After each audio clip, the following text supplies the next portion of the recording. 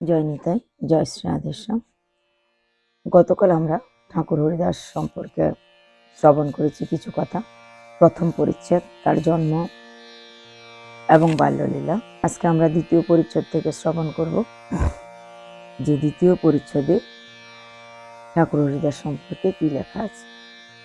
বেনাপোল এখন শিয়ালদহ খুলনা রেল লাইনের অন্তর্গত একটি সুপরিচিত স্টেশন। বেনাপোলের যে মাঠের উপর দিয়ে রেল লাইনটি চলিয়া গিয়েছে তা এখনো হরিদাস ঠাকুরের মাঠ নামে পরিচিত। এই হরিদাস ঠাকুরের সঙ্গে আমাদের প্রথম পরিচয় হবে বেনাপোলের সাধন কাননে। এই বেনাপোলের ছোট্ট একটা যে গ্রাম বেনাপোল, এই গ্রামের একটা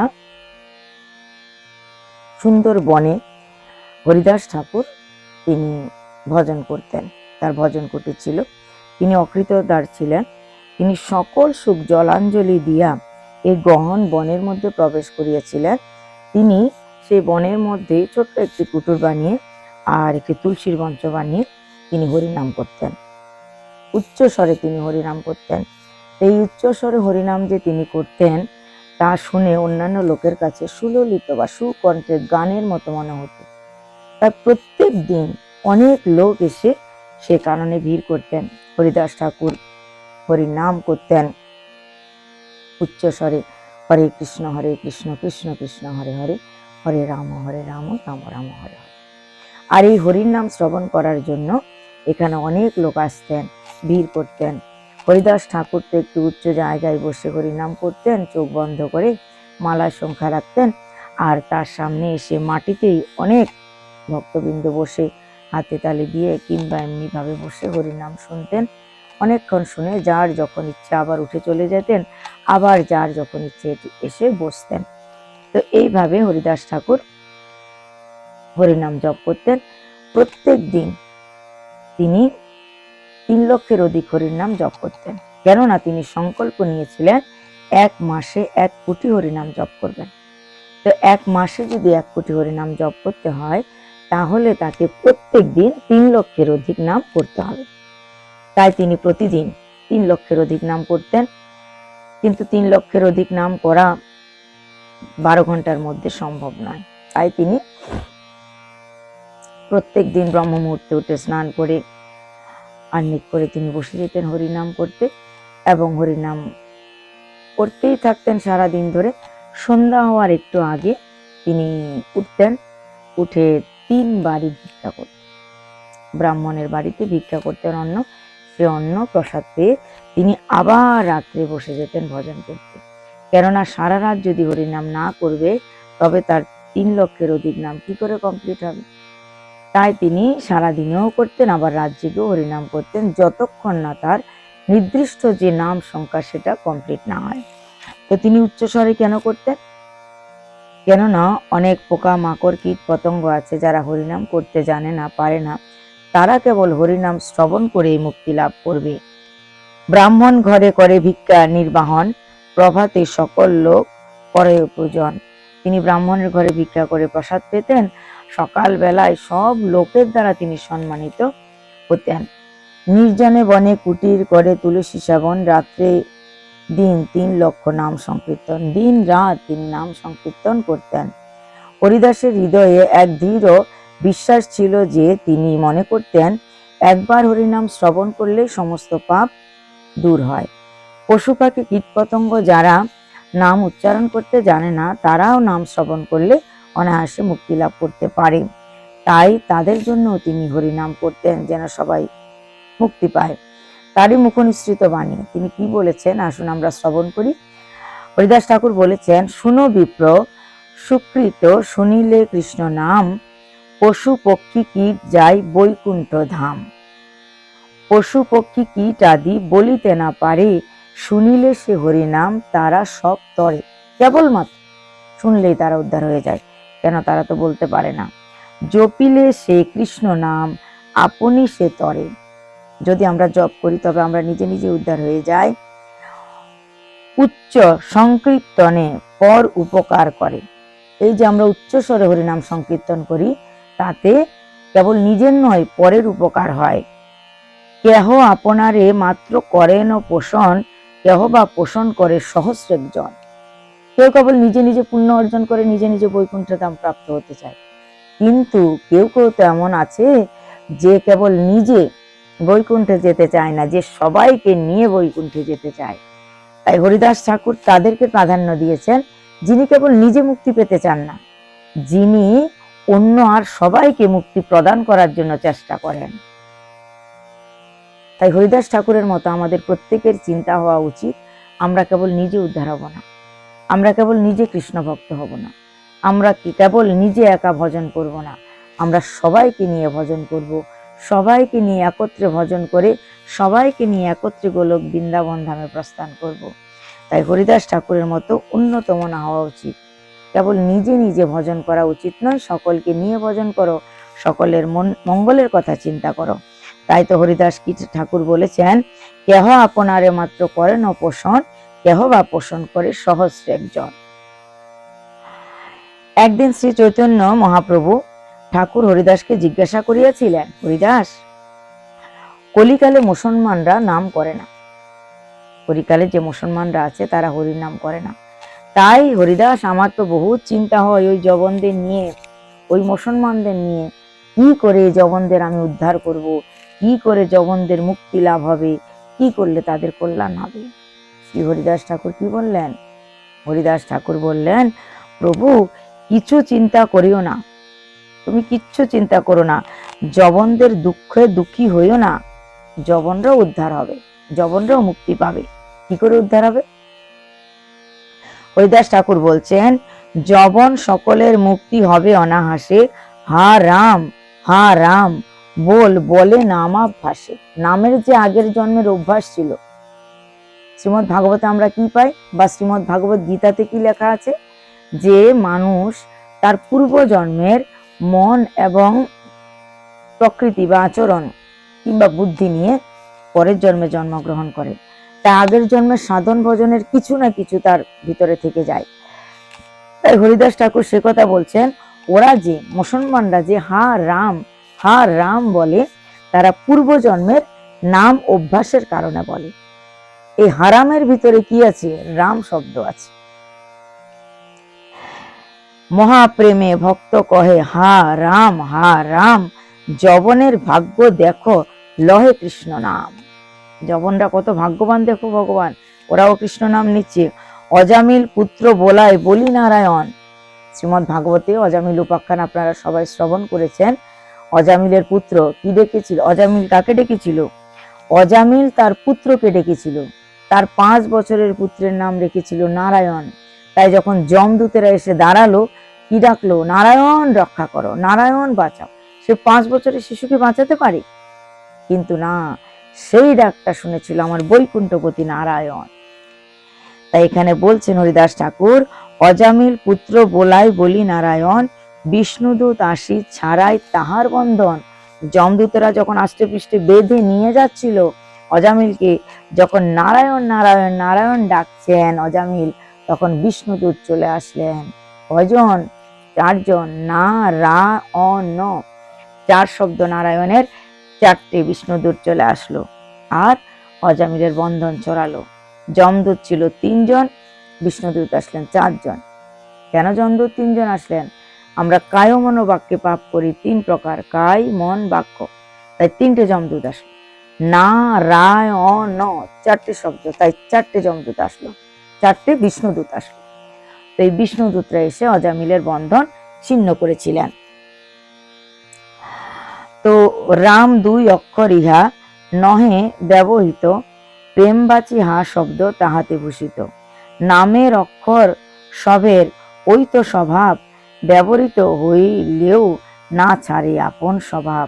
নাবাব্যাস হইতে হয় সর্বপাপ ক্ষয়, নাবাব্যাস হইতে হয় সংসারের ক্ষয়। নাবাব্যাসে মুক্তি হয় সর্বশাস্ত্র দেখি, শ্রীমদ্ ভাগবতে তাহা অজামিল সাক্ষী।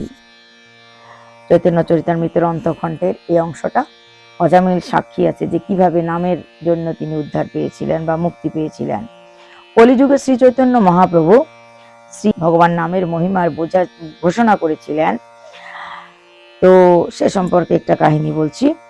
স্বাধীনগড়ের নিপতি হোসেন শাহ তার স্ত্রীর প্ররোচনায় সুবুদ্ধি রায়ের প্রতি পূর্ব ঈর্ষাবশত হিংসার কারণে কি করেছিলেন, বদনার জল তার মুখে দিয়েছিলেন বা করলার জল তার মুখে দিয়েছিলেন জাতি ধর্ম নষ্ট করার জন্য। তো তার জাতি ধর্ম নষ্ট করার জন্য তো এরকম করলেন। সুবুদ্ধি রায় খুব দুঃখে, খুব কষ্টে, মনের অশান্তিতে তিনি দেশ ছেড়ে চলে গেলেন কাশীতে। বারাণসীর যে পণ্ডিতরা আছে তারা যখন এই ঘটনা শুনলেন, তারা তখন সিদ্ধান্ত দিলেন পণ্ডিতরা যে তপ্ত ঘি তার মুখে ঢেলে দিলে তবে প্রায়শ্চিত্ত হবে।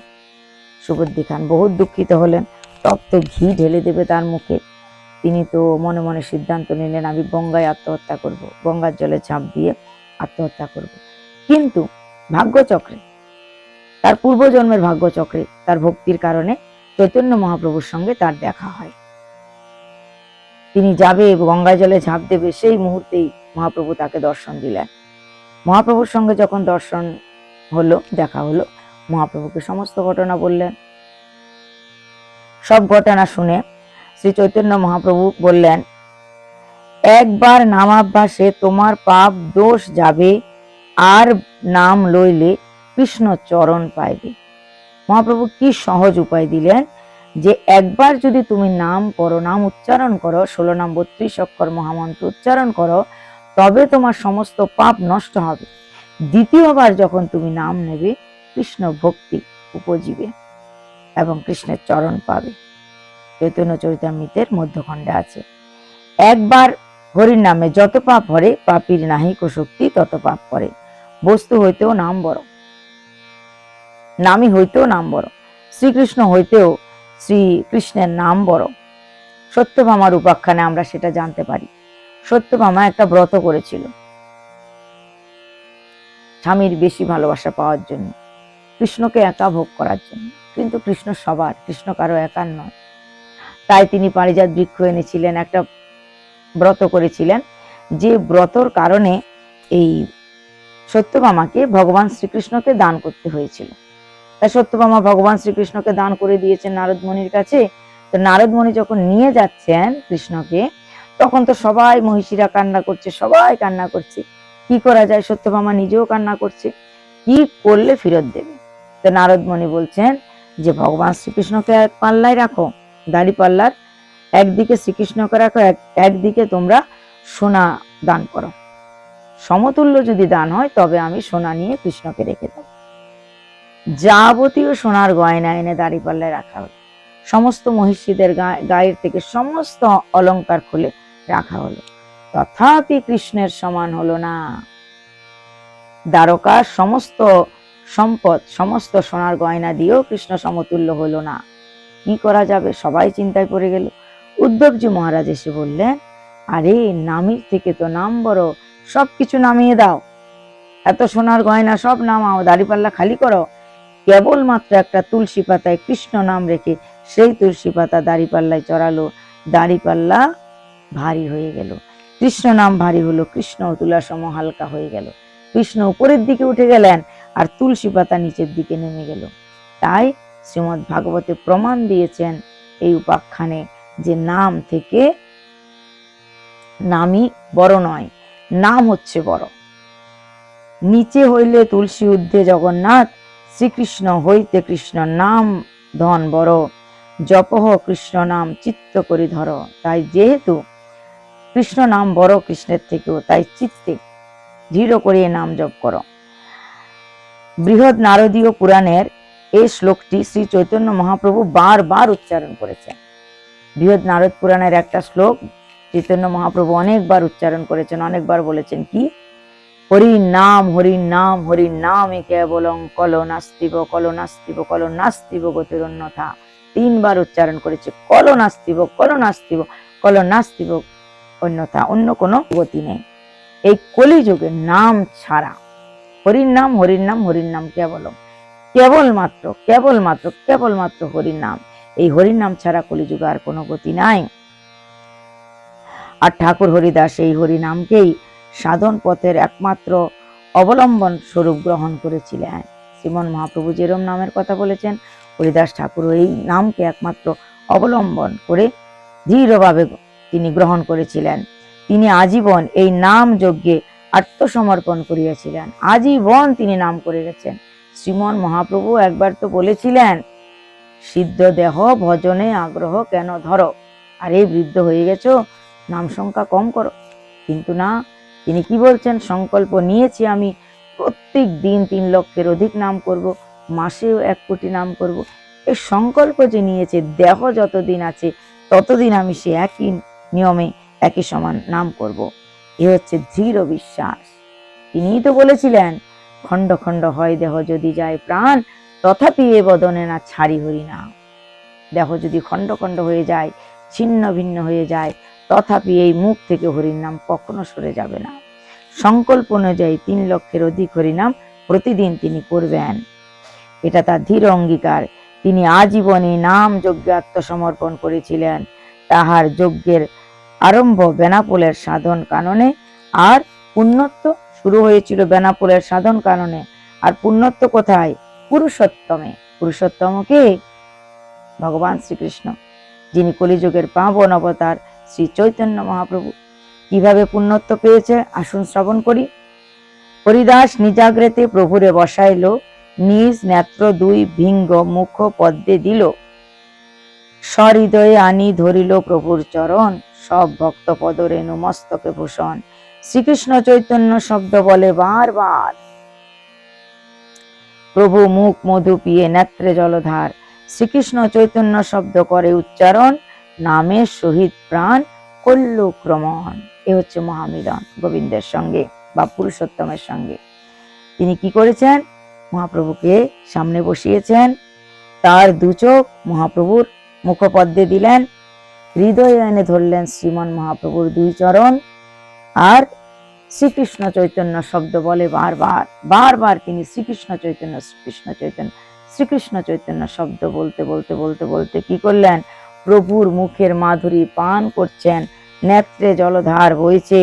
শ্রীকৃষ্ণ চৈতন্য নাম উচ্চারণ করলে নামের সহিত প্রাণ করল ক্রমণ, প্রাণটা তার বেরিয়ে গেল। এইভাবেই তিনি দেহ ছেড়েছিলেন একদিনে পৃথিবী থেকে। নামের মহিমা প্রকাশ করে গেছেন তিনি, তাই তো তিনি নামাচার্য হরিদাস, তিনি নামের আচার্য, তিনি নামের মহিমা প্রকাশ করে গেছেন, এই হরির নামের মহিমা। তো আজ আমরা 2য় অধ্যায়ের বা 2য় পরিচ্ছদের বেনাপোলের গহন কানন হরিদাস ঠাকুরের এই অধ্যায়টা আপনাদের শ্রবণ করালাম। আমি ধীরে ধীরে আপনাদেরকে আরো অনেক কিছু শ্রবণ করাবো এই হরিদাস ঠাকুর সম্পর্কে। আগেই বলেছিলাম, একদিনের পাঠে এই হরিদাস সম্পর্কে কিছুই সেরকম বলা যায় না, 2 ঘন্টা 2.5 ঘন্টার পাঠে কিছুই সেরকম বলা যায় না। তাই আমি আপনাদেরকে এইভাবে ধীরে ধীরে, লাগুক না 5-7 দিন 10 দিন, কিন্তু ধীরে ধীরে আপনাদেরকে এই হরিদাস ঠাকুর সম্পর্কে একটু বিস্তারিত জানাতে চেষ্টা করব। তাই আজকে 2য় পরিচ্ছদ শ্রবণ করালাম। আগামীকাল আমি আপনাদের 3য় পরিচ্ছদ শ্রবণ করাবো, যেখানে আছে হরিদাস ঠাকুরের অগ্নি পরীক্ষা। সমস্ত ভক্তকে এই পরীক্ষা দিতে হয়। আর এই এমনকি একটা সোনার গয়না বানালেও তাকেও খাঁটি সোনা করার জন্য অনেক পুড়িয়ে পুড়িয়ে নিজেকে তপ্ত করতে হয়। যে কোনো কিছু যদি আমরা ভালোভাবে পেতে চাই, তবে শুদ্ধিকরণ হতে হয়। শুদ্ধিকরণ করতে গেলে কষ্ট করতে হয়, সাধন করতে হয়। তাই হরিদাস ঠাকুরকেও পরীক্ষা দিতে হয়েছে। কি পরীক্ষা? অগ্নি পরীক্ষা। কালকে আমরা শ্রবণ করব কিভাবে হরিদাস ঠাকুর সে অগ্নি পরীক্ষা দিয়েছিলেন এবং সেই পরীক্ষায় কিভাবে তিনি উত্তীর্ণ হয়েছিলেন। আজ এই পর্যন্তই। জয় নিতাই, জয় শ্রী রাধেশ্যাম। কাল আবার দেখা হবে, 2য় পরিচ্ছদ নিয়ে আসব, অগ্নি পরীক্ষা হরিদাস ঠাকুরের। জয় শ্রী রাধেশ্যাম।